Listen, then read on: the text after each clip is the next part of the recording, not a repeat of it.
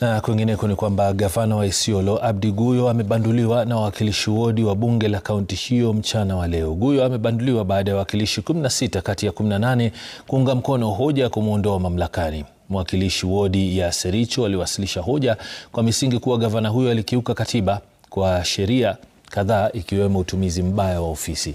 Kwenye taarifa, spika wa bunge la kaunti ya Isiolo amearifu kuwa Guyo alibanduliwa baada ya kukaidi kuhudhuria kikao hicho kujitetea. Sasa bunge linawasilisha waraka wa kumbandua Guyo kwa spika wa bunge la seneti kufikia hapo kesho.